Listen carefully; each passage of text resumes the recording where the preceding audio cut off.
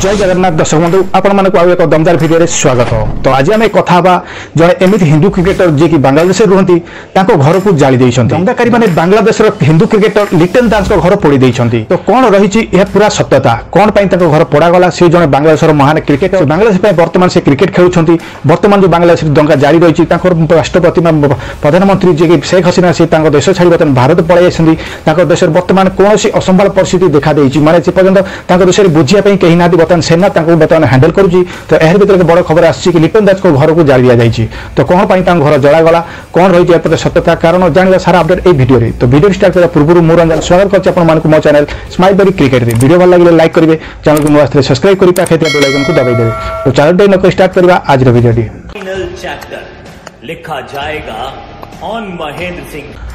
बांग्लादेश में भयंकर स्थिति विरोधी और दंगा मध्य प्रधानमंत्री शेख हसीना शीघ्र इस्तीफा देते कौन प्रकार देश छाड़ी हेलिकप्टर जोगे भारत आसी हजार हजार विभोगकारी प्रसाद उपर आक्रमण कर फाटक भांगी सबकि नष्ट करदे तथा यही कारण देश छाड़ी पलैवा पड़ा।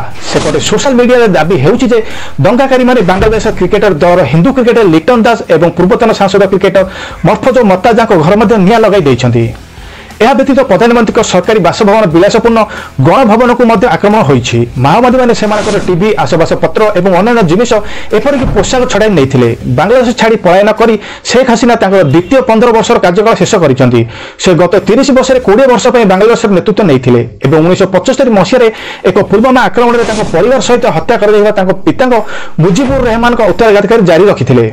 भारत आसिया पर हसीना को पुओ प्रकाश करिसेंति से चाहूले बांग्लादेश रहिबा पई किंतु तांको परिवार सुरक्षा पई जिबाकु जिद धरिसेंति। तेणु से या करबाकु निष्पत्ति नैथिले। तांको पुओ आनंद कहिथिले जे से रहिबाकु चाहूले एवं से आदौ देश छाड़िबाकु चाहू नथिले किंतु आमे सेमानकु पई निरापत्ता नुहे बोली जिद धरिथिलु।